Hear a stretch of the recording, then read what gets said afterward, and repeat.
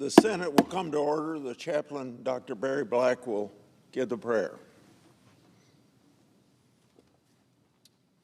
Thank you. Let us pray. Holy, holy, holy, Lord God of hosts, speak to our lawmakers and fill them with bright memories, holy commitments, and deep resolve. May their bright memories remind them of the way you have guided and protected this nation throughout the seasons of its history. May their holy commitments prompt them to be true to their duties, to stand for right though the heavens fall. May their deep resolve motivate them to not become weary in doing your will. Lord, remind them that without your power, human efforts are useless. We pray in your mighty name. Amen. Please join me in the reciting the Pledge of Allegiance. I pledge allegiance to the flag of the United States of America and to the republic for which it stands, one nation under God, indivisible, with liberty and justice for all.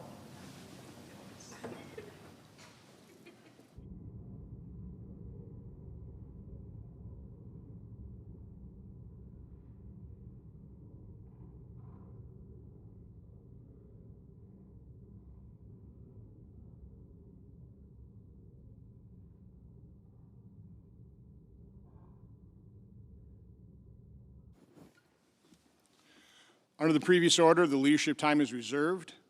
Under the previous order, the Senate will be in a period of morning business for debate, only with senators permitted to speak therein for up to 10 minutes each.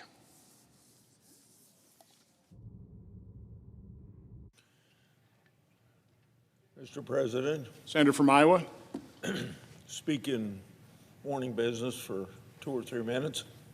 Without objection. I served 16 years in the Iowa House of Representatives before I came to the Congress of the United States. Frequently, I visit that body. Yesterday, I participated in the opening of the 91st session of that Iowa House of Representatives. I enjoyed hearing from Iowa legislators about the issues their communities are concerned with. I also had the opportunity to swear in my grandson, Patrick Grassley, for his 6th year as Speaker of the Iowa House of Representatives. I wish both the lives of Iowans throughout state law. And by the way, I could say to my colleagues here, Congress could learn a lesson not only from the Iowa legislature, but most state legislatures in the balancing of the budget, because the federal budget needs that sort of discipline. I yield the floor.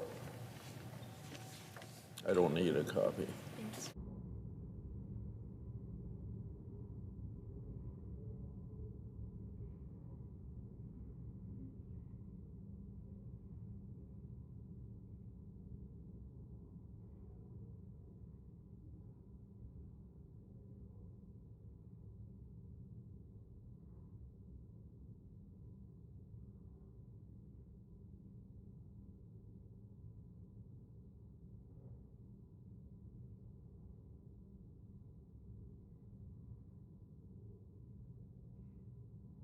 Mr. President. The Majority Leader. Thank you, Mr. President. Mr. President, 2 months after Americans soundly rejected his presidency and its policies, President Biden is doubling down. Last week, he unveiled a new front in his war on American energy, a sweeping ban on new offshore oil and gas development covering the entire East Coast and large portions of the West Coast, the eastern Gulf of Mexico, and parts of the northern Bering Sea in Alaska. All told, All told, he's closing off more than 625 million acres to new oil and gas development on top of the bans that were already in place. Mr. President, the President's decision last week was particularly notable for its size and for the clear snub to American voters. But this is just the latest in a long series of actions by the President hostile to conventional energy development.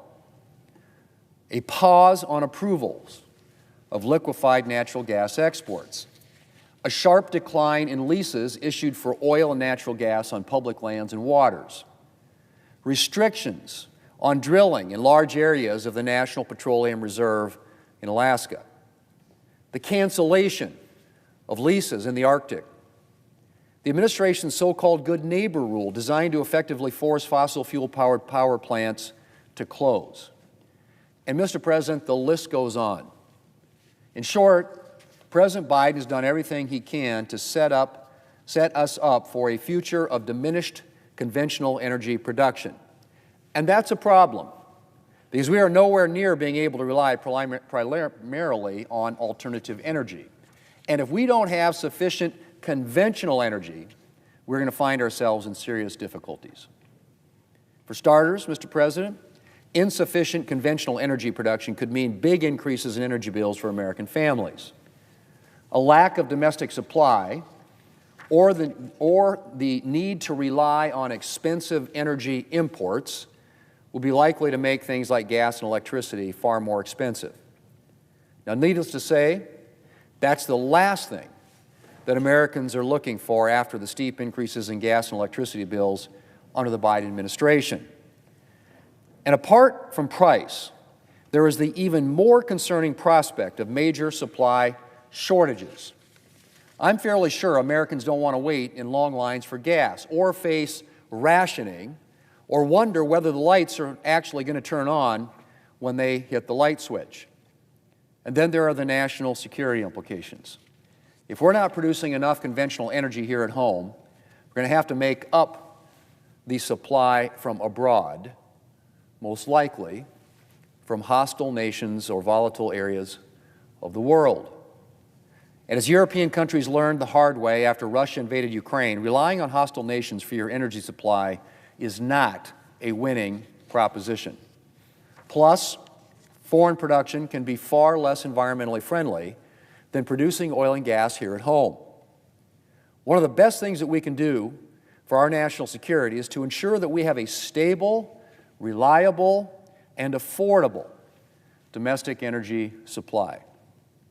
Mr. President, fortunately, the Biden administration is being supplanted by the Trump administration.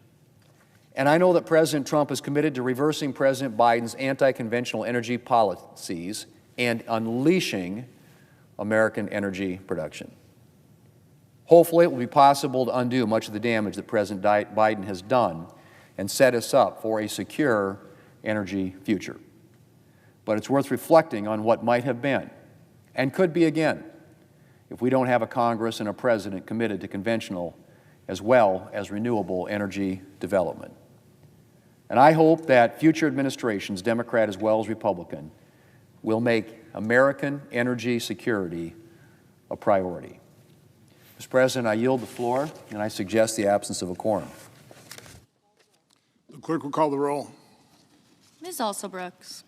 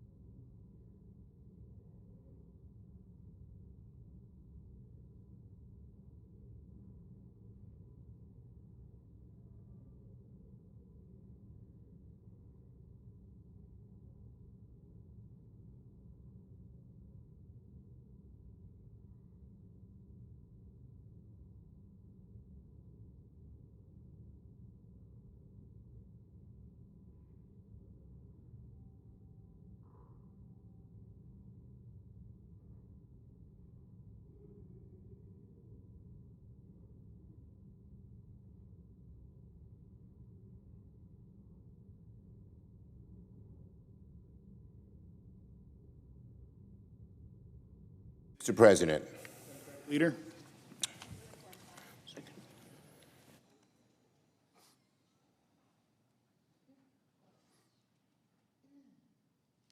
Mr. President, We're in a Today- quorum call. I ask unanimous consent the quorum be dispensed with. Without objection. Mr. President, today the Senate began holding hearings for the President-elect's nominees to serve in his cabinet. This morning, Senate Armed Services Committee heard testimony from Pete Hegseth to serve as Secretary of Defense. Few nominees will face the kind of troubling questions that Mr. Hegseth faced going into today's hearing. He is, by outward appearance, woefully unfit for a job like Secretary of Defense. Unfortunately, Mr. Hegseth, unfortunately for Mr. Hegseth, his testimony thus far has failed to address the disturbing questions that plague his nomination. It appears Mr. Hegseth's strategy is to follow the 5 Ds of dodgeball: dodge, duck, dip, dive, and dodge.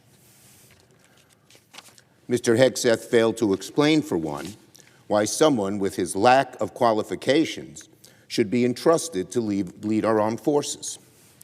Why should America entrust our military to a television personality who has never led any large organization? This is a huge organization, DOD. He hasn't come close to having any of that kind of administrative experience. We didn't hear any good answer to that question. Mr. Hegseth also failed to honor his deeply flawed history of financial and organizational mismanagement. Why should he be the one entrusted to manage the Pentagon's budget? Again, no good answer. When asked about his comments as recently as 2 months ago, when he claimed we should not have women in combat roles, he had no good answers. Finally, Mr. Hegseth failed to assure us he has the temperament for the job. His history of excessive drinking is troubling for someone seeking to lead our military, and his reflexive defiance against the allegations regarding sexual assault undermines his credibility. If Mr. Hegseth has nothing to hide about his past, then it shouldn't be a problem for the chairman of the Armed Services Committee to allow all committee members to review all FBI background documents. But today, Chairman Wicker rejected this reasonable request by Ranking Member Reed to let committee members review Mr. Hegseth's past. Again, if there's nothing to hide about Mr. Hegseth, why is the chairman hell-bent on keeping all relevant information out of the hands of his colleagues? To dismiss the allegations against Mr. Hegseth, but then reject full transparency, is odd at best, dangerous at worst. It reeks of something hiding in the dark. Being Secretary of Defense demands discipline, character, restraint. Mr. Hegseth's history shows he is deficient in all these qualities, and thus, so far, his hearing has not changed that. Now on the noms tomorrow. Mr. Hegseth is not the only nominee testifying this week who must answer for a disturbing record. The number of people with disturbing records who've been nominated, some of them are good nominees, but the number with disturbing records and histories, I don't think I can remember a time in history when we've had that many. Tomorrow, we will hear from a large collection of nominees, but let me focus on 2. Russell Vought to serve as Director of OMB, and Chris Wright to serve as Secretary of Energy. Let me begin with Russell Vought, a key figure in the first Trump administration and one of the chief architects of Project 2025. This man is not just a bystander who supported it. He helped put it together. No administration on earth can claim to be pro-worker and then nominate someone like Russell Vought to oversee the federal government's budget. Again, you can't be pro-worker and be for Russell Vought. He has spent years pushing for trillions in cuts to America's social safety net, something that would cause immediate, severe harm to tens of millions of American citizens. We all know Mr. Vought's history very well. We know his awful and radical record from the first Trump administration. Even after leaving government, Mr. Vogt was the go-to authority for the most radical elements of the House GOP, advising them on budgets that punished America's families, seniors, kids, law enforcement, and others with draconian budget cuts. His budget cuts weren't just snipping at the edges. They cut to the deep. Tomorrow, when Vogt testifies before the committee, Americans will be reintroduced to his outlandishly extreme agenda. If Project 2025 caused your stomach to turn during the election, Mr. Vogt would be a nightmare scenario. If you're among America's working class, or from low-income families, or from middle-class families working hard to make ends meet, Mr. Vogt would be disastrous. If you rely on programs like Medicare or nutrition assistance, Mr. Vogt would put those services in danger. On the other hand, if you're among the wealthiest of Americans in this country, Mr. Vogt is a wave of good news. He's a staunch advocate of tax cuts for the ultra-rich, deregulation for America's mega corporations, even if that means adding trillions to the deficit. As we will all see tomorrow for ourselves, confirming Mr. Vogt would be a disaster for America's working and middle-class families. Finally, I'd like to say something about President Trump's nominee as Secretary of Energy, Mr. Chris Wright. There's a heck of a lot, in Mr. Wright's background that should trouble Americans who care about affordable energy and creating good-paying, clean jobs. Mr. Wright is one of America's wealthiest fossil fuel executives and has a history of sounding like a climate change skeptic.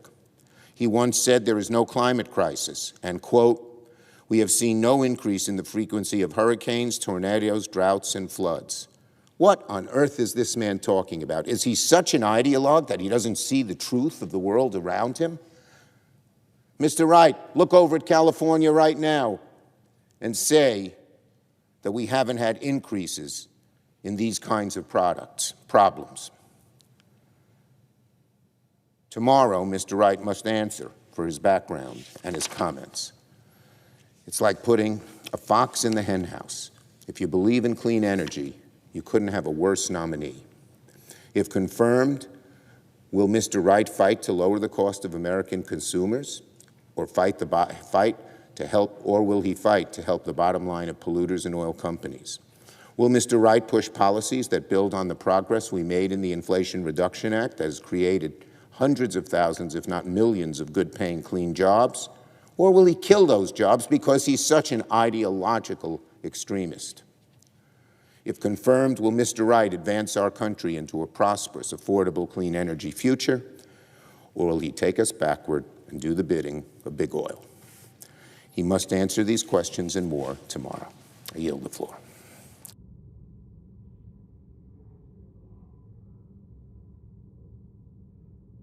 Mr. President, I ask unanimous consent that Senators Barrasso and Durbin be permitted to complete their remarks prior to the scheduled recess. Without objection. Mr. President. Senator from Wyoming. Thank you, Mr. President. Mr. President, I rise today to discuss the Senate's confirmation process, because today Senate committees are beginning their hearings, starting to hear from the nominees, from President-elect Donald Trump, qualified nominees. We're going to hear from many of the nominees this week, and I just heard the minority leader talk about what's happening today, because at this very moment, Pete Hegseth is testifying in the Armed Services Committee. He is the President's nominee to be the Secretary of Defense. I've been following these hearings closely. Pete Hegseth is giving strong answers to tough questions. He is confident, he is knowledgeable, and he should be confirmed quickly. We have a significant problem in our military with morale and with recruitment, and Pete Hegseth is the right person to address those issues of military readiness. Mr. President, the incoming administration is ready to act and deliver on the historic mandate that President Trump won in November. His victory in the Electoral College and the popular vote gives him a mandate to undo the damage of the current administration and to unleash new American prosperity. President Trump understands the old saying that personnel is policy. That's why he nominated his entire cabinet before Thanksgiving, and it is a strong team. Doug Bergman, Chris Wright, Lee Zeldin will take the handcuffs off of American energy. Marco Rubio and Pete Hegseth and John Ratcliffe, well, they'll restore American strength. No more weakness from America on the world stage. Scott Bessent will stop a $4 trillion tax increase. Pam Bondi will stop the weaponization of the Justice Department, and she will actually enforce the law. Kristi Noem, she'll make sure the border is secure. These nominees are not a return to business as usual. Business as usual gave us painfully high prices. Business as usual gave us wide open borders. Business as usual gave us the disastrous death of soldiers and the fall of Afghanistan. These nominees by President Trump are bold choices. They're motivated, they're skilled, and they are committed to the safety and security of every American. Most importantly, they show that President Trump is serious about bringing fresh eyes and a new outlook to Washington, D.C. That's exactly what the American people voted for in November. Senate Republicans are committed to get President Trump's team in place quickly. Our committee chairs are working aggressively to give each nominee a fair and speedy consideration. That's how the Senate had operated historically, especially when faced with such a mandate from the American people. Mr. President, in 2009, President coming into office Obama had 7 cabinet nominees confirmed on his very first day in office. Within 8 days of taking office, he had 14 nominees confirmed. All but 5 of his nominees in 2009 were confirmed by voice vote. President Trump deserves the same deference. It's interesting to me to hear the Democrat leader talk about Republicans rushing the process this year. Well, 4 years ago, Senator Schumer pledged to hold hearings right away, he said, for President Biden's nominees. He pledged to hold votes on Inauguration Day. He said, and I quote, "It's traditional for a new president." Well, I believe Senator Schumer was right to move quickly. But now that the shoe is on the other foot, Democrats should work in good faith with us, with the Republicans, to uphold that tradition for President Trump. I have my doubts. The Democrat leader reportedly told his caucus to create fireworks at this week's hearings of our nominees. Well, we've seen Democrat obstruction before. Due to Senate Democrat obstruction, President Trump had only 5 nominees confirmed in January during his first term. We saw obstruction for the sake of obstruction. Americans now have chosen a new direction. They chose this president, and the president's victory was decisive. Elections have consequences, and you and I know that, Mr. President. This week, the United States Senate is engaging in our constitutional duty of advice and consent. Advice and consent means to deliberate, to debate. It means giving advice to the nominees, and we are doing that and have done it. But it's no excuse to distract and delay, or to slander and then to try to search and destroy. The Senate's going to follow the mandate of the American people and confirm President Trump's strong nominees. We will do it swiftly. We are committed to working around the clock, including nights and weekends, if Democrats choose to deliberately delay. With this majority, with our new president-elect, we will deliver a new direction for America. Thank you, Mr. President. I yield the floor. Note the absence of a quorum. The clerk will call the roll. Ms. Also Brooks.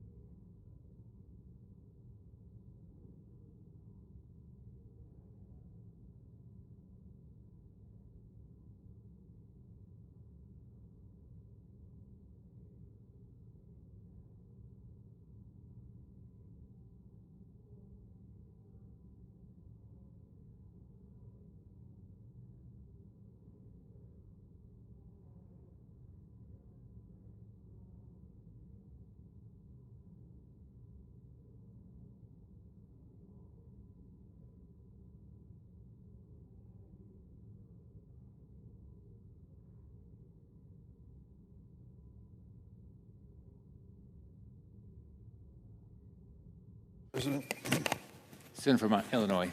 I ask consent that quorum call be suspended. Without objection. Mr. President, many senators use this bully pulpit to wax poetic, but only on special occasions do I actually quote poetry. Today, as I honor my former colleague, friend of several decades, and our nation's 46th president, it feels appropriate to do so. Quote, history says, don't hope on this side of the grave. But then, once in a lifetime, the longed-for tidal wave of justice can rise up, and hope and history rhyme. I recited these words, some of President Biden's favorites, by Irish poet Seamus Heaney on the evening of his inauguration as our nation's vice president in 2008. As I reflect on his time in our nation's highest office, I think it's only right to use these words again. Over the course of his long service to this country, President Joseph Biden has been a source of hope and an author of history. And just as Heaney observed, he became one of the rare leaders who have made hope and history rhyme. America is better for it. Over the decades I've known President Joe Biden, he's proven to be one of the finest public servants America has seen. Coming from humble beginnings, he worked hard and put himself in positions to give back to this nation that has given so much to him. When it came to making decisions of consequence on issues that mattered most to the American people, Joe Biden put America first. Through immense personal tragedy, through setbacks and obstacles, President Biden has taken the strength and wisdom he learned from his family, held steadfast unto his faith in America, and gave millions of people in the nation reasons for hope. His record as a senator while serving as vice president under Barack Obama and while sitting behind the Resolute desk himself speaks for itself. When future generations hear the name Joe Biden, they'll think of the incredible growth, recovery, and progress America has made under his leadership. The COVID-19 pandemic changed life in America as we knew it. It claimed thousands of American lives per week and brought our economy to a virtual halt. But thanks to Joe Biden, we recovered from the devastation of this pandemic. We passed the American Rescue Plan to support working families and businesses and address the public health crisis. This law deployed vaccines to millions of Americans, and normalcy returned. In 2020, the world economy was in shambles due to COVID-19. In April 2020, our economy lost nearly 21 million jobs in a single month. Our unemployment rate skyrocketed to 14.7%. But thanks to Biden's leadership, many workers were able to get back to work. Since Joe Biden has taken office, our economy has added 16 million jobs. 20 million new business applications have been filed, the most in any single presidential term in history. And under Joe Biden, unemployment was under 4% for the longest stretch in 50 years. 4 years ago, Infrastructure Week was nothing more than a punchline and a broken promise. But thanks to Joe Biden, we passed bipartisan infrastructure law that replaced our aging infrastructure and expanded access to clean drinking water and the high-speed internet. Thanks to Joe Biden, we took historic action to address the climate crisis through the Inflation Reduction Act, the most significant investment in clean energy, sustainability, and climate resilience in America's history. And we guaranteed American leadership in science and technology with the CHIPS and Science Act, a bipartisan bill bringing semiconductor manufacturing back to America and bolstering our competitiveness for generations. Because of his leadership, we were able to enact the most significant gun safety legislation passed in nearly 30 years, the Bipartisan Safer Communities Act. Thanks to Joe Biden, over $180 billion in student loan debt has been forgiven for more than 5 million Americans, giving them finally a chance at life. We lowered the cost of prescription drugs, made historic gains in expanding health insurance coverage, and continue to fight for the reproductive rights of all Americans. History will also remember Joe Biden for the Violence Against Women Act. He wrote the bill. He championed it while in the Senate, bipartisan legislation aiming to make sure every woman can live free from fear, violence, and abuse. And as chair of the Senate Judiciary Committee, I'm proud to say that I worked with Joe Biden to confirm 235 judges to the federal bench under his leadership, including the first African-American woman and former public defender as a member of the Supreme Court. And that is only here at home. On the global stage, he restored faith in America as a world power, a global leader, and a responsive ally that would not tolerate post-World War II global order to be undermined by autocrats like Putin. He defended Ukraine, boosted competition with China, and strengthened alliances in the South Pacific, oversaw the expansion of NATO and its bolstering of defenses of its Baltic members. But most importantly, thanks to Joe Biden, the office of presidency once again stood for decency, civility, respect, and empathy. I sincerely hope our nation does not lose sight of these values. There is no doubt when it comes to Haney's words, President Biden's life has imitated art. Throughout his time in public service, President Biden inspired hope in so many millions of people. And in his commitment to ensuring that America lived up to her lofty ideals, he left a legacy that will shape history. President Biden, it's been an honor to count myself as your colleague and your friend. On behalf of a grateful nation and the world, I want to say to you and to Jill and all of your family who shared you with us for so long, thanks for making hope and history rhyme. Mr. President, I yield the floor.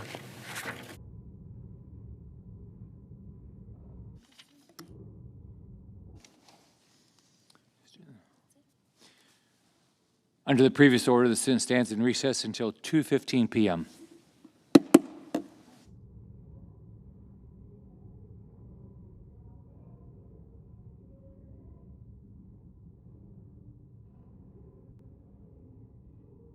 Come to order.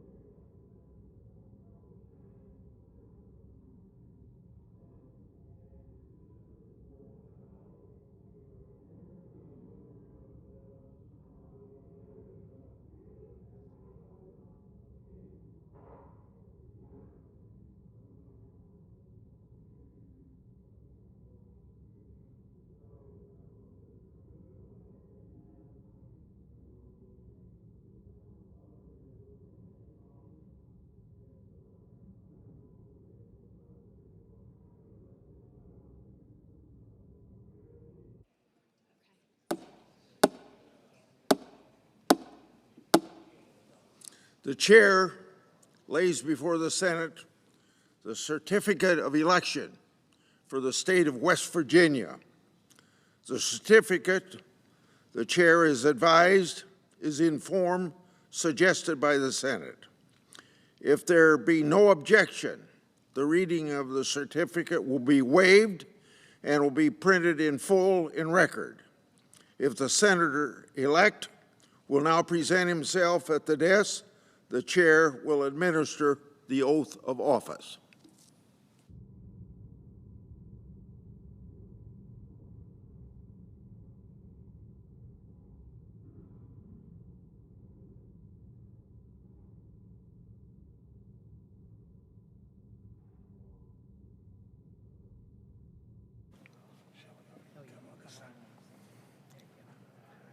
Please raise your right hand. Do you solemnly swear that you will support and defend the Constitution of the United States against all enemies, foreign and domestic, that you will bear true faith and allegiance to the same, that you take this oath obligation freely without any mental reservation or purpose of evasion, and that you will well and faithfully discharge the duties of the office on which you are about to enter. So help you God. I do. God, congratulations.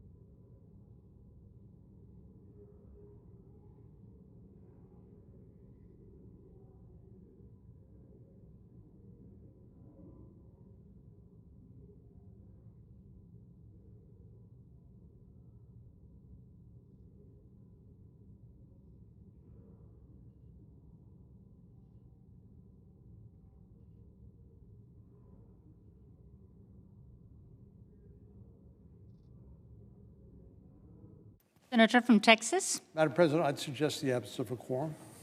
Clerk will call the roll. Ms. Alser Brooks.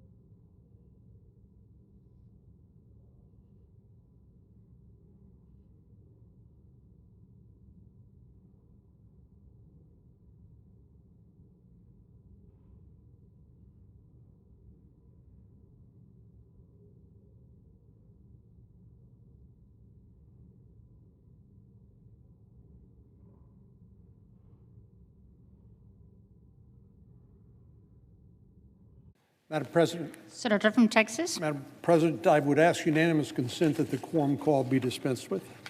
Without objection.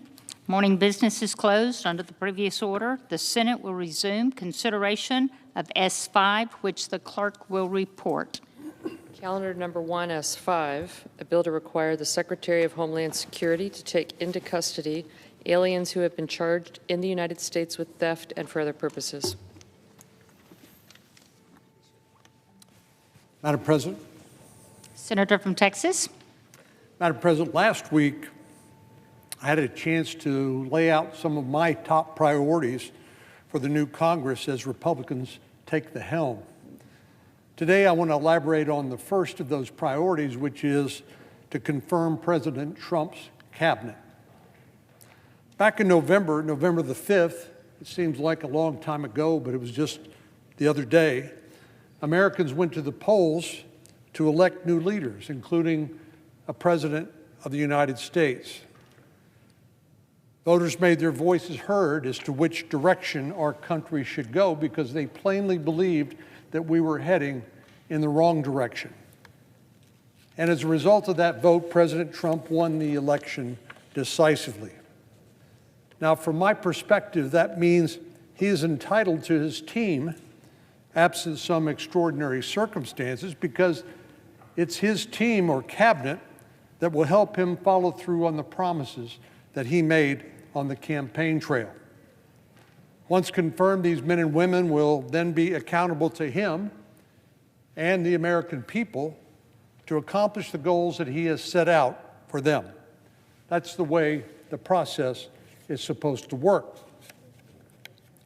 Now, Madam President, if you remember back in 2017, during President Trump's first term, this process was not what you might call smooth sailing. In fact, Senate Democrats did everything they could to delay and derail the president's cabinet. They did so openly, without shame or any embarrassment.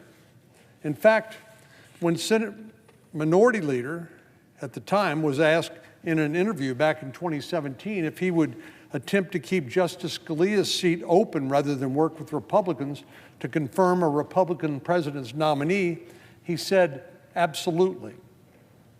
Well, it's funny how history works and how things work out, but of course, Democrats went on to criticize Republicans for doing exactly the same thing that Senator Schumer said he would do if the shoe were on the other foot. It was an embarrassing moment, or should have been an embarrassing moment for the Democratic Minority Leader. He sent a clear message to all of us that he was willing to put partisanship ahead of the country and before the voices of the American people who voted for President Trump could be heard.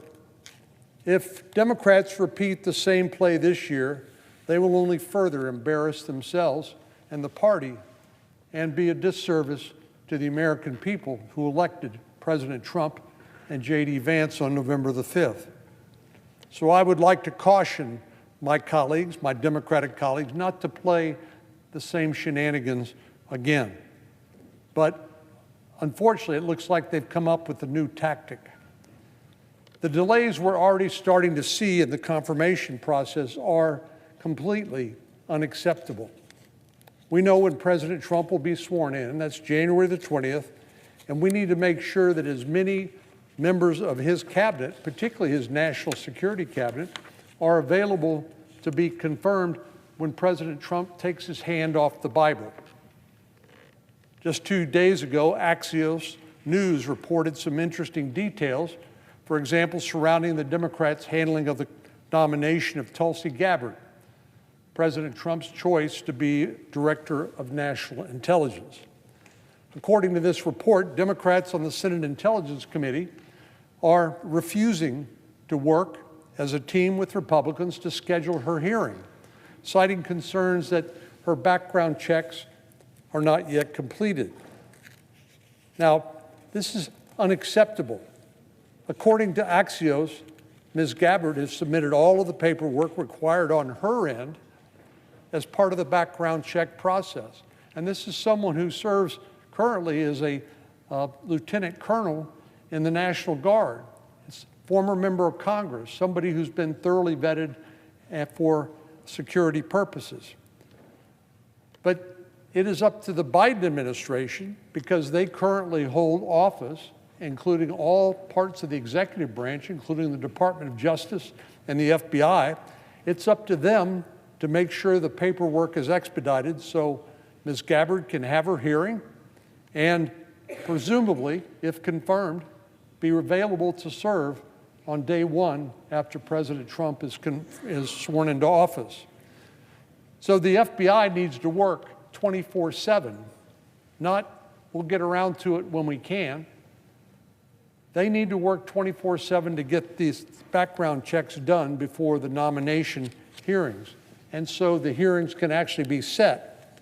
We know that if there's the will to get it done, that it can be done. And in my view, it must be done. If Democrats are so concerned that the Senate does not yet have her background check, then the President Biden, should direct those concerns, should address those concerns by making sure that his FBI and his Department of Justice get the background checks done, because they are still technically in charge until January the 20th. There's nothing the Trump administration, the incoming Trump administration, can do officially to make that happen. It's up to President Biden and his FBI and his Department of Justice. By slow-walking her background check and causing delays for such a critical appointment, the Biden administration is posing a threat, an unnecessary threat to our national security. We all know we're living in a dangerous world, and now is not the time to have some prolonged and unnecessary vacancy for the Director of National Intelligence.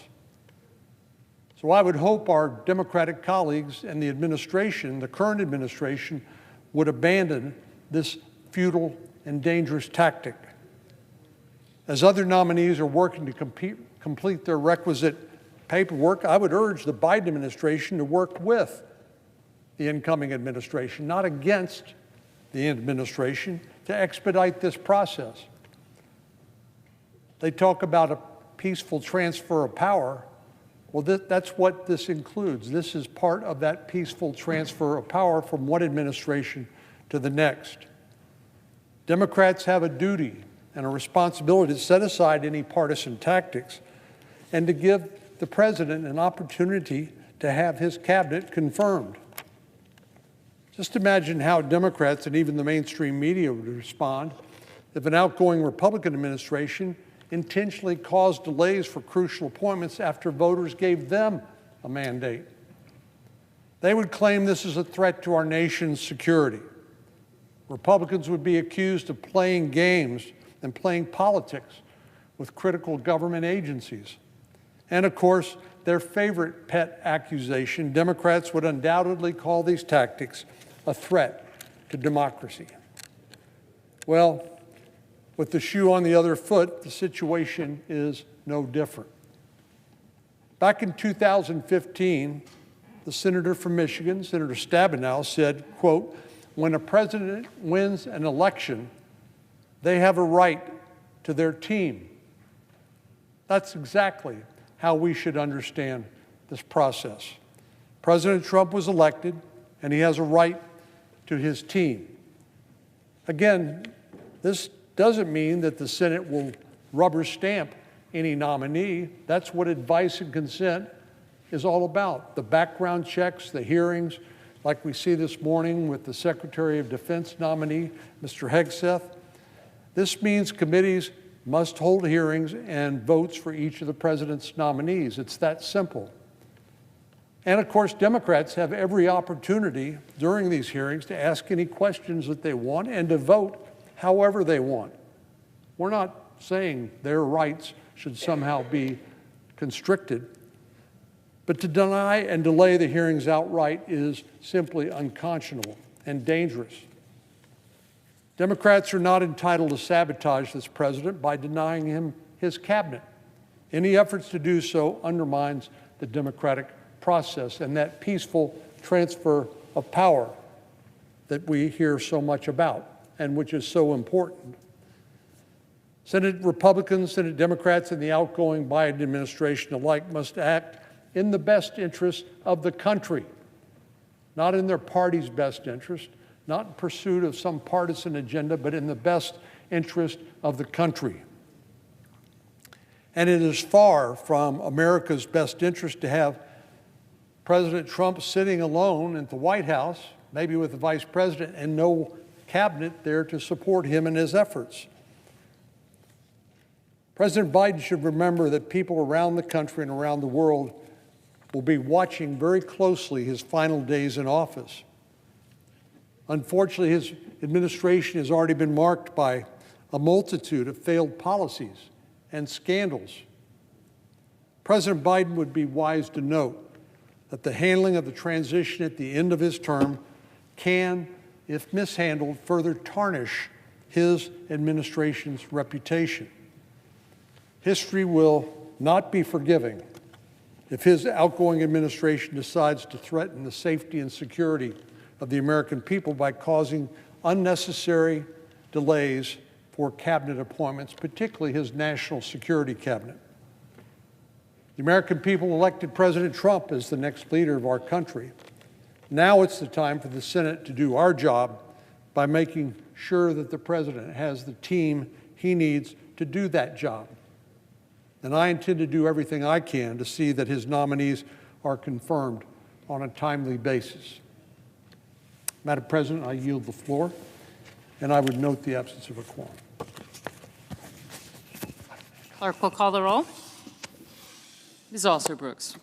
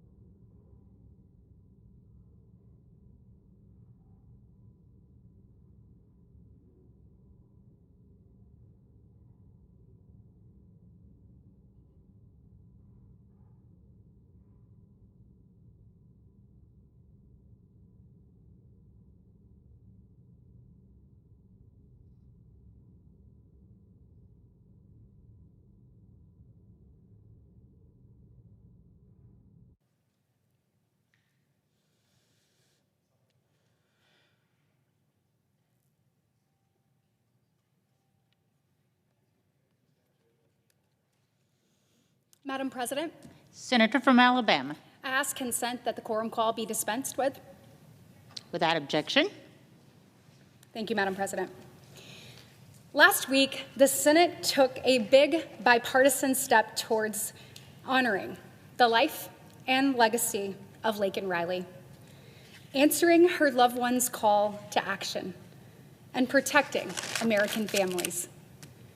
But that step, no matter how big, was just that, a first step. And there are many to follow if we want to follow through for the American people on the demands to secure our border and interior immigration enforcement. Make it real, take it serious. And to do that, we have to break the cycle that we've seen year over year. The House passed the Laken Riley Act not once, but twice.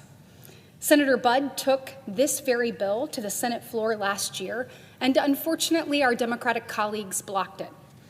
I personally took the bill to the floor a second time and called on my colleagues to pass it, but not only did they say no, they stood in the way and didn't even allow us to have a hearing in the entire 118th Congress. Democrats persisted in their obstruction in moving this bill forward. It isn't just the Laken Riley Act the Democrats are standing in the way of. It is the safety and security of our American citizens. It's progress on making sure that we begin to have a more secure border and that our streets and communities are safer. But today is a new day in the United States Senate, and people's tune has changed. While I'm hearing from many of my colleagues across the aisle that they want to vote yes on this bill, that illegal aliens who commit crimes should be sent back to their country, not released unto American streets, I am optimistic, but I want to caution my colleagues. Don't revert back to your partisan tribe. We can't lose focus on what this bill is about and what it would do. It would protect American families and save innocent lives. The Laken Riley Act is bipartisan. It is straightforward. It is targeted, and it is common sense. It will ensure that illegal aliens who committed a theft-related crime after unlawfully crossing our border are off our streets before they can commit the most heinous crime imaginable. Laken Riley's killer was first arrested for coming into our country illegally. Then he was unlawfully paroled and released by the Biden administration. Then in New York, he was charged with acting in a manner to injure a child less than 17. Then, again, he was released without ICE issuing a detainer. Then in Georgia, he was charged for shoplifting. And again, he was released without ICE issuing a detainer. Jose Ibarra then went on to kill Laken Riley. The Laken Riley Act would have prevented him from running wild through our country's streets, and had it been law, it would have saved Laken Riley's life. And if we enact it into law in the coming days, it will no doubt save American lives, and it will save families from the heartbreak and tragedy that Laken Riley's family has had to endure. Now, I want to be clear. This bill does not attempt to fix every single thing in our immigration and border security system. We all know that there are plenty, and we have had several other border security and immigration enforcement bills in the works. I personally have the WALL Act and the Keep Our Communities Safe Act.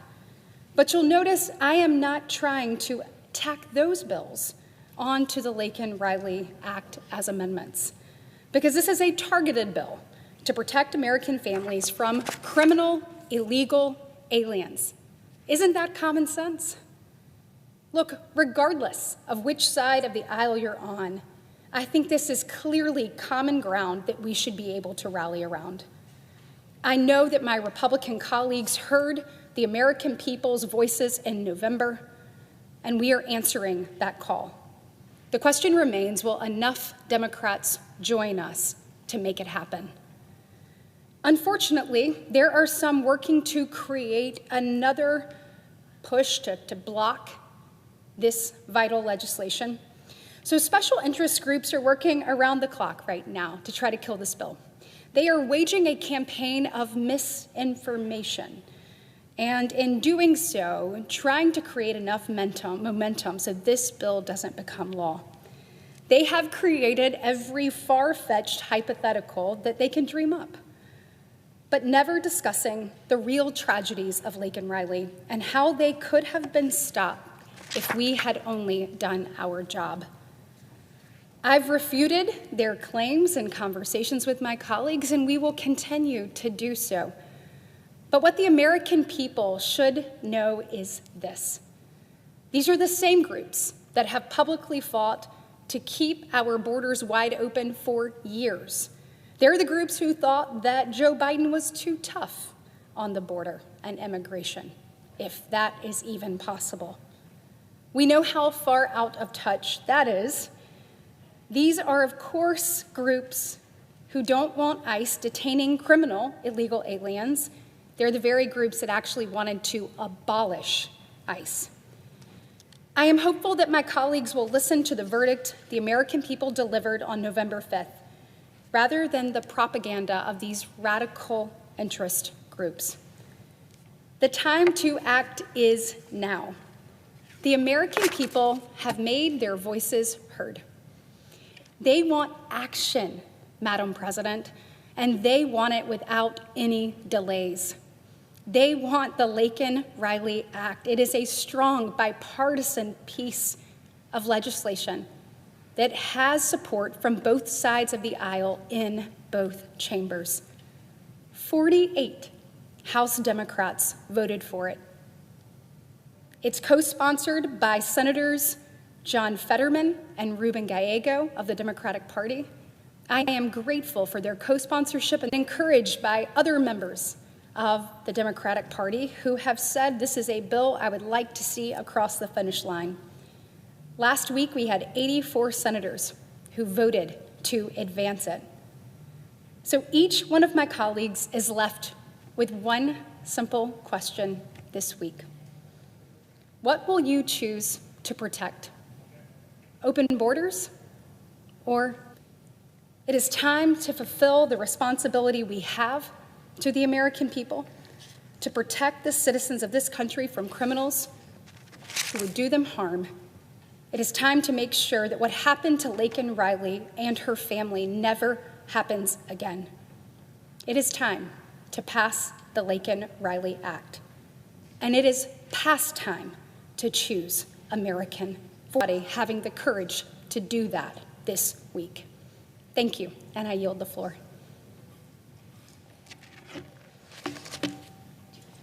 Thank you so much.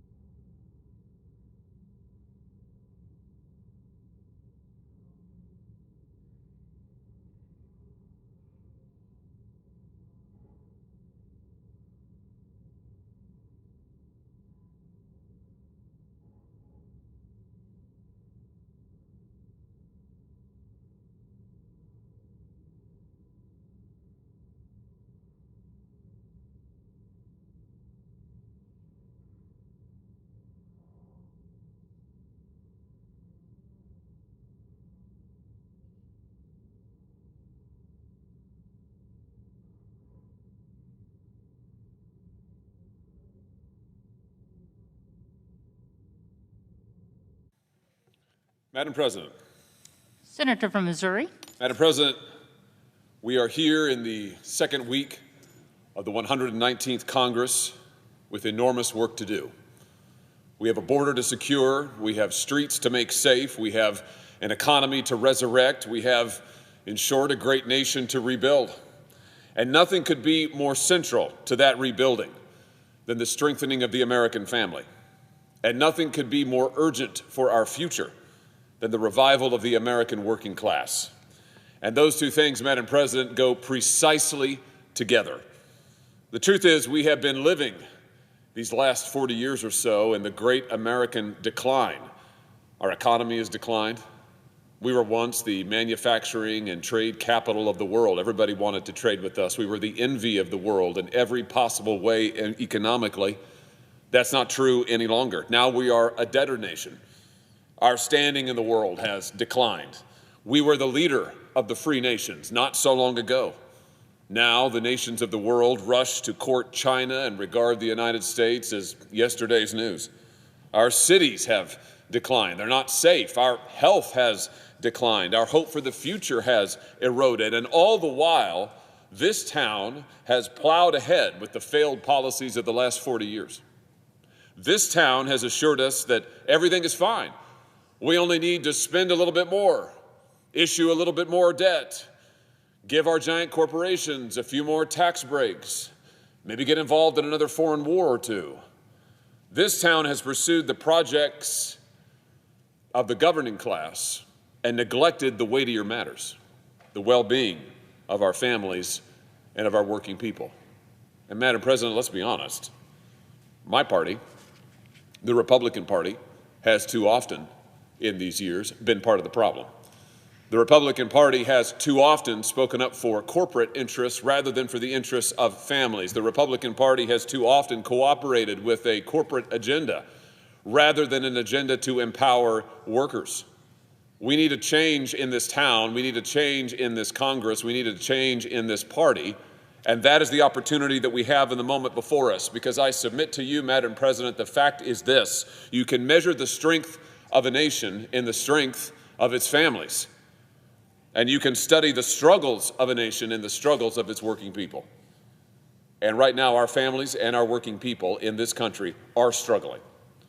There was a time not so long ago in this country when a man who got a high school degree and then got a job and then worked at it decidedly and learned a skill and worked hard and saved, where he would be able to provide for a family, start a family, get married, provide for kids, have a future, have something to look forward to. That's just not true anymore. Those days, in fact, are long since gone. During the last 40 years, real wages for working people have flatlined. And during the last 4 years, real wages for working people have declined. Here's just one measure of that. The Bureau of Economic Analysis reports that disposable income, that's income after taxes, fell almost 10% during Joe Biden's presidency. And that was, I might emphasize, for all earners. That drop was even higher, more steep and more devastating for America's working people and for America's working families. The fact of the matter is, there's no such thing as a family wage any longer, not in this economy. Now parents have to work multiple jobs to support just one or two kids if they can afford to have children at all. I mean, let's just think, in the 1960s, the average family had just shy of 4 children. Today, that number has fallen by more than half. And here's the really interesting thing. Families today tell researchers they would like to have more children. To be specific, more than half, approaching 60% of American families tell researchers that they would like to have more kids, but they don't. Why not? Because they can't afford it. And that's all families. The numbers are higher, once again, for working class families. Here's what I would say. There's something fundamentally wrong with an economy where the working people who power that economy cannot afford to have children that they want. There's something fundamentally wrong with an economy when the working people, who are the strength and source of all of its might, cannot provide for the children they have with the labor of their own hands. But, Madam President, that is our reality. That is where we are today, and it is time to do something about it. The test of this Congress will not be what we do for foreign nations. It will not be what we do for our largest corporations. It will not even be what we spend on defense or how we increase the nation's GDP, though those are important priorities. The test of this Congress will be whether we strengthen America's families and whether we deliver for America's working people. Because in those families lies the hope of this nation. And in those working people resides the wellspring of our great national strength. The well-being of our families and of our working people is not one priority among many, I submit to you. It is not one more interest to satisfy. It is a moral imperative. It is our overriding moral obligation, and it is for this Congress a moral test. And for every Republican who went out and campaigned on strengthening families, on delivering for working people, for every Republican who has hailed the new working class coalition that President Trump has assembled, this is the time to deliver. This is the time to stand up and be counted. Rhetoric on the campaign trail is cheap. Delivering actual solutions, delivering actual results here in this body, that's the acid test. And that's where we are today, Madam President. Now, it's time for this new majority, this Republican majority, to stand up and be counted. It's time to deliver on the agenda that we ran on. It is time to realize the promise that our voters have invested in us. It's time to realize the hope for the future that our voters are counting on us to deliver. And to meet that test, to meet this moral priority, we must reshape our nation's tax policy and indeed rebuild our nation's economy around our nation's families. And the surest way to do that is to reform and expand the child tax credit. You know, the child tax credit was first proposed in its earliest form by President Ronald Reagan, who was looking for a way back in the 1980s, in circumstances not so dissimilar from ours, to deliver real, meaningful tax relief to working families with children. And then in 1994, the famous Contract with America promised what became today's modern child tax credit to deliver, once again, real tax relief for every working family in this country. And now it is time for us, again, to strengthen that pledge and that promise and to deliver new and powerful tax relief for every family that will help strengthen our working families, help put our workers on a firmer foundation, help get our economy working again for the people who make it work for the entire nation. Now, under current law, the child tax credit is available to eligible families with up to $2,000 in tax credit relief per child. Here's my suggestion. Here's my proposal. We should more than double that amount. We should dramatically increase it. We should make it $5,000 per child. And more than that, Madam President, we ought to allow families to apply this tax relief against payroll taxes. Currently, even families who are paying into the payroll tax system, that is, families who have a job, workers who have a job, a mom and a dad who are paying taxes, they can't begin to claim the child tax relief until they meet a certain threshold of income. My view is this: we ought to allow them to start applying this tax relief against every dollar that they pay into the payroll tax system. Most working class families pay considerable sums in payroll taxes, but relatively little in income taxes. And there's a lot of misinformation about this, a lot of misnomers out there, many of them, sadly, repeated by some who call themselves conservatives. We all heard that old saw that 47% of American taxpayers, American workers, don't actually pay into the tax system. That's just not true. Every worker who has a job is paying payroll taxes. That's over 15%. And many of them are paying full freight because they're self-employed or they're gig workers. My point is this: if you've got a job and you're working, you're paying into America's tax system, you're paying payroll taxes. And for families, many working class families, they are paying significant sums in payroll taxes. But because of the increased threshold for income taxes, they don't have a whole lot of income tax liability. So the challenge is, how do we deliver real and meaningful tax relief to these working class families who are paying significant amount of money in payroll taxes, but yet don't qualify for those income tax deductions and benefits that higher earners get, like the home mortgage deduction, for instance. That only kicks in if you are at a certain level of income. For many working class families, they don't qualify for those deductions. They don't qualify for those tax expenditures, but yet they're paying significant sums in payroll taxes every single year. This proposal delivers significant tax relief to them. It allows them to claim tax relief for every child who they are raising as they go out there and they work their jobs. And I would just say to you, this is how it was meant to be. The child tax credit, as it was proposed in its current form by that Republican Congress in the 1990s, as it was proposed in the Contract with America back in 1994, was supposed to be credited against payroll taxes. That was the original proposal. And there's good reason for that. These families are contributing to our economic system, to Social Security and Medicare. They're paying taxes along with everybody else, but right now they're not getting tax relief. The Contract with America was supposed to change that. Madam President, it is time to deliver on that promise. Make the child tax credit available against the first dollar earned in payroll taxes. Here's another change. We ought to deliver the credit to families in regular installments throughout the year. The truth is, many working families can't afford to wait until the end of the year to tally up and figure out how much tax credit they might get back, how much relief they might qualify for. They're paying their taxes in every single paycheck that they earn. It's coming out of their paycheck every couple of weeks or every month. We ought to be returning real tax relief to them in the same increments. So let's make it advanceable. Let's give it to families in installments that they can use across the year as they go out there and earn a living and pay their taxes. And we ought to make the credit available to expecting parents as well. We should say that parents who are expecting children, a child not yet born, ought to be able to claim that tax credit up to $5,000, depending on the amount of payroll taxes that they pay, even if the baby has not yet arrived. Pregnancy is costly. Hospital bills are outrageous, and working families who are expecting children should be able to claim tax relief on the same basis as families with older kids. Madam President, this plan would provide major generational tax relief for working families with children.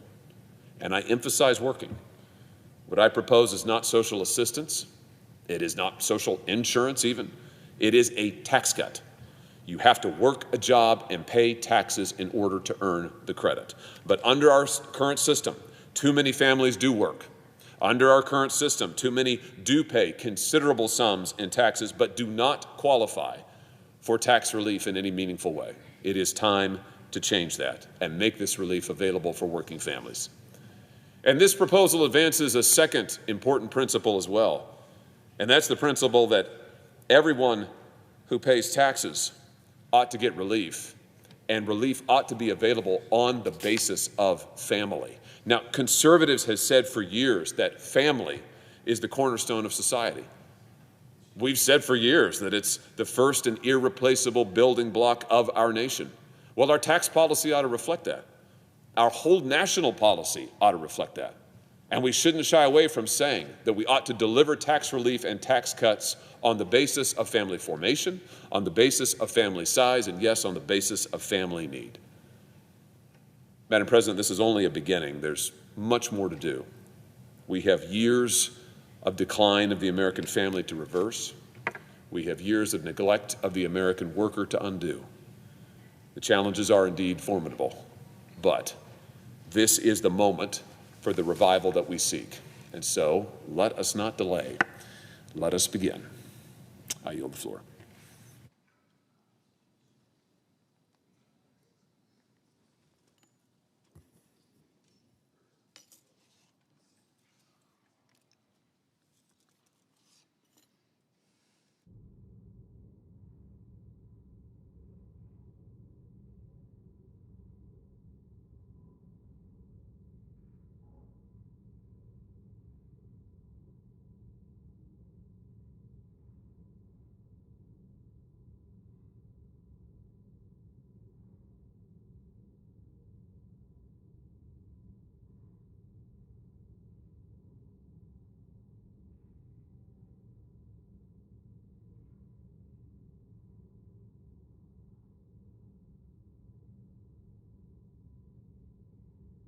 Madam President, Senator from Arkansas. for almost 4 years now, Joe Biden has subjected our country to economic misery, uncontrolled crime, international humiliation, and now, on the way out of his failed and scandal-plagued presidency, he's showering gifts and favors on some of the most depraved human beings. Started last month with Hunter Biden pardoning his own son, not just for the crimes he was convicted and pleaded guilty to, but for all crimes that he may have committed. Lord only knows what Joe Biden was trying to cover up. The hits continued when he issued 1,500 blanket commutations for criminals whose records, by his own aide's admission, he did not review, whose victims he did not consider. An affront to the pardon process envisioned by our founders, which was intended to correct specific and limited errors in the criminal justice system. Among the beneficiaries of these commutations was a corrupt judge who sent hundreds of kids to jail for bribes. Yes, a judge took bribes to imprison children. The victims of the so-called Kids for Cash judge included a young man who later killed himself. These 1,500 commutations also benefited hundreds of drug dealers, fraudsters, and thieves. Joe Biden and those who control him, though, didn't seem to care about the victims of these criminals. Instead, they just continued their uncaring, offensive giveaway to criminals. The hits continued. In just the last 2 weeks, we learned that the Biden administration released 11 Yemeni terrorists from Guantanamo Bay, including 2 suspected bodyguards of Osama bin Laden. We also learned that Khalid Sheikh Mohammed and 2 other architects of the 9/11 attacks will avoid the death penalty as the result of a Biden administration plea deal.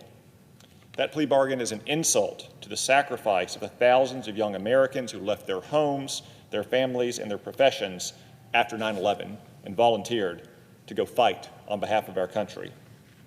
That is an absolute disgrace, and it alone would blacken the legacy of any presidency. There should be a Senate resolution condemning every single one of these commutations and the release of every single terrorist. Unfortunately, Senate Democrats would block every single resolution. Case in point, last month I introduced a resolution condemning the Democrats' commutation of that Kids for Cash judge. Surely we can agree on that, but nope. Senate Democrats, led by the senator from Illinois, objected even to that limited bill. Therefore, I've come to the floor today not to condemn all of these atrocious actions, so they all deserve condemnation. I'm here to simply judge the depth of Democratic fealty to the disgraced president halfway out the door. I'm asking the Senate to condemn just 2 of President Biden's latest and most inexcusable commutations of all. His commutations of death row inmates' death sentences. Just 2 days before Christmas, 2 days before Christmas, when most kids had visions of sugar plum fairies dancing in their heads, the president announced that he was commuting the death sentence of 37 rapists, murderers, and sadists. With that action, he brought relief to 37 depraved monsters on death row and despair to the families of their victims during the holiday season. It's difficult to express the cruelty of reminding these families of the worst day of their lives and robbing them of justice right before Christmas, a Christmas gift to 37 savage murderers. And a reminder to those families that not only will they never spend Christmas with their loved ones again, but they won't get justice for their loved ones. The president showed disdain for the victims of these crimes and their families, presumably and cynically hoping that the Christmas holiday would suppress media attention and public backlash against his commutations. I don't think so. Now, the president and his defenders would like the American people to think that President Biden made these commutations out of some principled objection to the death penalty. I could respect that. I know people who are opposed to the death penalty, no matter how heinous the crime in all cases, usually founded in a deep-seated religious conviction. I can respect that. I certainly disagree with it, but I understand it. But that's not what Joe Biden did. That is a lie. He commuted the sentences of 37 death row inmates, and he left 3 killers on death row. Who are they? You may have heard of them. The Mother Emanuel church shooter in Charleston, the Tree of Life synagogue shooter in Pittsburgh, and the Boston Marathon bomber. So clearly, he believes in the death penalty for some criminals, but not most. He made a choice, a moral judgment, that the victims of 37 depraved murderers and their families didn't deserve justice. He also made a choice that not even he, doddering out of the White House, could defend the commutations of racist murderers and terrorists on political grounds or inflict that kind of grave political damage on his own party. But he wasn't motivated by principle. He was motivated by politics and guided by left-wing ideologues. He handpicked 37 murderers to save from death row. Unlike the rest of his party and his commutations, he can't hide behind the excuses of staff incompetence, personal arrogance, or the affection of a father. He knew who he was pardoning, and he knew the evil crimes they had committed. So I'd like to discuss in a little more detail just 2 of the depraved savages that Joe Biden saved from death row. The first is Anthony Battle, who broke into his ex-wife's home and raped her, stabbed her to death with a butcher knife. She was heard screaming, quote, help me, rape. She was a United States Marine, and Anthony Battle raped and murdered her. Yet that murder wasn't even the crime for which he was on federal death row. He wasn't done. While he was in prison, he beat a 31-year-old correctional officer to death with a hammer, hitting him in the back of the head 3 times until he was soaked in the officer's blood. The correctional officer hadn't even done anything to provoke or confront Battle. Battle beat him to death anyway. When he was given a chance to apologize for the killing, Battle said that the officer, quote, died like a dog. This is why we have the death penalty for correctional officers. So inhumane monsters who are stuck in prison for life have some reason not to start open hunting season on correctional officers. This is the man that Joe Biden decided deserved mercy 2 days before Christmas, a man who raped and murdered a U.S. Marine and bludgeoned a peace officer to death. Joe Biden also saved the life of Marvin Gabrion, another rapist and serial killer. While facing trial for raping 19-year-old Rachel Timmerman, yes, that's right, he was on trial for raping a 19-year-old girl. Gabrion kidnapped her. He bound her body with duct tape, he chained her to a concrete block, and he threw her into a lake while she was still breathing. Her last moments filled with terror and agony. In addition, he also killed her 11-month-old baby, 11 months old. He allegedly confessed in prison that he, quote, killed the baby because there was nowhere else to put it. This is the man that Joe Biden also decided deserved clemency 2 days before Christmas. It is an ancient truth that some crimes are so evil that the scales of justice can never balance, so long as the perpetrator lives. Every day that men like Marvin Gabrion and Anthony Battle draw breath at the expense of American taxpayers is a day that justice is denied. There is no forgiveness in this world for what they did, and there's no redemption. The sooner they exit this world, the sooner they will face the full measure of justice in the next. And that's just 2. I could give you 35 more examples as well. That's all I'm asking for today. Unanimous consent for 2 resolutions. The first one condemns the commutation of Marvin Gabrion, a rapist and serial killer. The second condemns the commutation of Anthony Battle, who raped and murdered a U.S. Marine and bludgeoned a correctional officer to death. So, Madam President, I ask unanimous consent that the Senate now proceed to the en bloc consideration of the following Senate resolutions, which are at the desk. Senate Resolution 24, Senate Resolution 25. Further, I ask unanimous consent that the resolutions be agreed to the preambles be agreed to, and that the motions to reconsider be considered made and laid upon the table with no intervening action or debate, all in block. Is there objection? Madam President, reserving the right to object.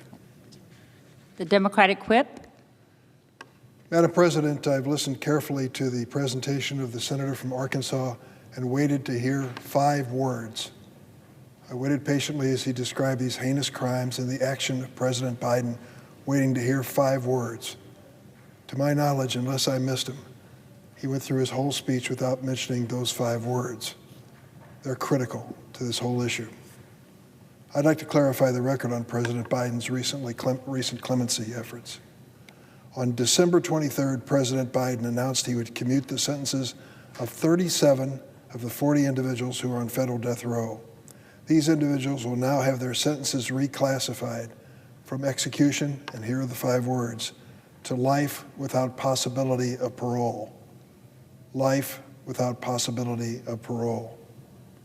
Now, I understand Senator Cotton is opposed to President's commutations in at least 2 of these cases. I want to be clear. The crimes he described and the crimes these individuals all committed are egregious, and there must be accountability. The President's decision provides for accountability. With a term of life imprisonment without the possibility of parole, this will ensure that these individuals will never again pose a threat to public safety, never again enjoy freedom in their entire human lives. Now, my colleague from Arkansas may disagree with the decision. That's his right.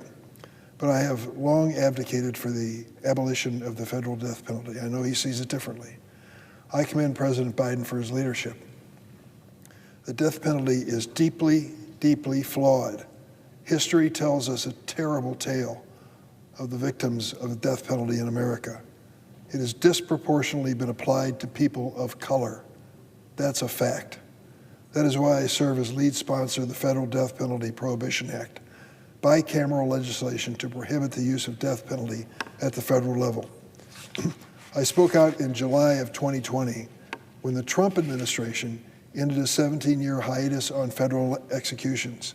In total, Trump oversaw 13 executions in the last 6 months of his presidency. I will continue to urge Congress to pass my legislation to end the federal death penalty, following the lead of 23 states that have already done so, including my state of Illinois. This failed and unjust policy has no place in a civilized society. If Senator Cotton is concerned about undermining the rule of law and robbing victims of justice, we should consider for just a moment President Trump's pardons. For example, President Trump's decision to grant clemency to all 10 healthcare executives and doctors convicted in one of the largest Medicare fraud schemes in the history of our country. These decisions wiped away years of prison sentences because of the action taken by President Trump, and restitution totaling hundreds of millions of dollars for some of the worst healthcare fraudsters in America's history. At least 7 people pardoned by Trump have gone on to be charged with another crime, a new one. President Trump also used his pardon power to provide relief for his political loyalists. Who am I referring to? His former campaign manager, Paul Manafort, his national security advisor, Michael Flynn, his former advisor, Steve Bannon, and at least 7 Republican congressmen who had been convicted of crimes. Now President Trump has promised he'll pardon the January 6 rioters on day 1 of his new administration. He calls them, quote, political prisoners. I'd like to ask my colleague from Arkansas if he supports pardoning the following of these individuals. David Dempsey, convicted of assaulting police officers by using, quote, hands, feet, flagpoles, crutches, pepper spray, broken pieces of furniture, and anything else he could get his hands on as a weapon. How about Shane Jenkins? Trump pardon? Convicted of using 2 axes to break into the Capitol and assault police officers by throwing furniture and a flagpole at them. Kyle Fitzsimmons, convicted of 5 separate assaults against law enforcement, including one that caused a career-ending, life-altering injury to U.S. Capitol Police Sergeant Aquilino Gonell. A pardon? Is he ready for a pardon? And Kenneth Benowitz, member of the so-called Proud Boys, assaulted at least 6 officers, placing one officer in a chokehold, lifting him by the neck. Bonowitz injured one officer so severely it forced him into retirement. I don't recall the senator from Arkansas or any of his Republican colleagues introducing similar resolutions to criticize any of President Trump's pardons, and I haven't heard any Senate Republicans urging President-elect Trump not to pardon the January 6th rioters. President Biden's commutations, providing for life imprisonment without parole, are far more defensible than President Trump's use of the pardon power during his first term or what he's planning for the first day of his second term. For these reasons, I object. The objection is heard. Objection is heard. If the senator from Arkansas wants to police the use of pardon, I ask for recognition. Senators recognized. I'll yield to you. The use of pardon power, I urge him to instead support my resolution urging President-elect Trump not to pardon crimes committed during January 6, 2021, the attack on the U.S. Capitol. Even our former Senate colleague, Vice President-elect Vance, said this week, and I quote him, "If you committed a violence on January 6, obviously you shouldn't be pardoned." I hope the senator from Arkansas agrees. So I ask for consent on my resolution. It is a resolution that contains the allegations which I made earlier, and let me read the necessary script for the record. I ask unanimous consent the Senate proceed to consideration of my resolution at the desk. Further, the resolution be agreed to, the preamble be agreed to, and the motions to reconsider be considered made and laid upon the table with no intervening action or debate. Is there objection? Mr. President, Senator from Arkansas. reserving the right to object, which I certainly will, I want to briefly address what the senator from Illinois said about my resolution condemning these two death sentence commutations. And I want to acknowledge the senator from Illinois as a longtime and principled opponent of the death penalty, based, I believe, in part on genuine and deep faith convictions. Had that position for years. And as I said, I can respect that. The senator from Illinois would presumably want to see the commutation of the Mother Emanuel Church shooter, the Tree of Life Synagogue shooter, and the Boston Marathon bomber. Strongly disagree. I can respect it. It's not what Joe Biden did. Joe Biden picked and chose which depraved murderers and rapists deserved to live and deserved to die, denying justice to the families of all those who were killed by anyone who wasn't totally politically toxic. Second, the senator from Illinois said that he did not hear 5 words in my remarks. He repeatedly said he didn't hear 5 words in my remarks. Those 5 words he didn't hear are life without the possibility of parole. That is true. He didn't hear those words in my remarks. That's not what these murderers were sentenced to. They were sentenced by a jury of their peers to the death penalty. And one of them, that I offered the resolution on, Anthony Battle, murdered a correctional officer while he was in prison for life. Giving these 37 depraved murderers life in prison without the possibility of parole doesn't solve the problem. It creates 37 new potential problems. Open hunting season on correctional officers at every facility where they are incarcerated. Again, that is why we have the death penalty for the murder of a correctional officer, because otherwise there is nothing for these depraved men to lose. Now, Senator Urban also mentioned a few of President Trump's pardons of Medicare fraudsters or political allies or others. I haven't reviewed every one of those cases. I'm not prepared today to say whether I would support them or not. Some of them sound pretty bad. Here's what they aren't, though. Heinous murderers who duct tape a woman alive, tied her to a concrete block, and threw her in a river while the murderer was on trial for her rape, and then killed her 11-month-old baby because he didn't have anything better to do with it. He mentioned the January 6 defendants. President Trump has said he's going to likely issue pardons in some of those cases. I think that's appropriate. Many of these men and women have been convicted of misdemeanor crimes like parading and picketing on public grounds without a permit, and they had the book thrown at them. including a 72-year-old great-grandma who was just walking around wearing a red MAGA hat. I hope the president will review these cases on a case-by-case basis. I think all presidents should do that. But whatever President Trump does with January 6 defendants and commutations or pardons will pale in comparison to eliminating the judgment of these 37 depraved murderers, fellow citizens, to impose the death penalty on them. It will pale in comparison to depriving these families of some measure of justice 2 days before Christmas.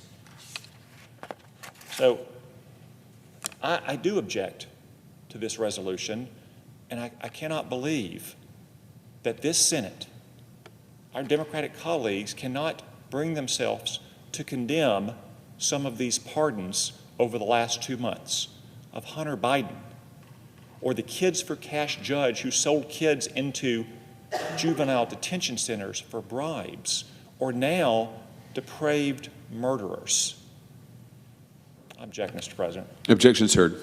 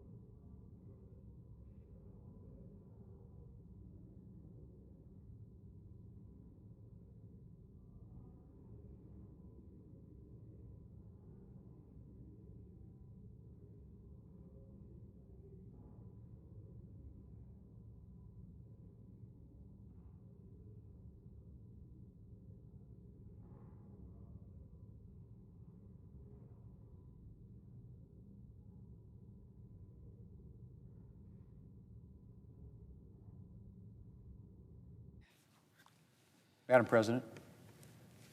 Majority Leader. Madam President, I have one request for a committee to meet during today's session of the Senate. It has the approval of the majority and minority leaders. Duly noted. Madam President, I ask unanimous consent that the appointments at the desk appear separately in the record as if made by the chair. Without objection.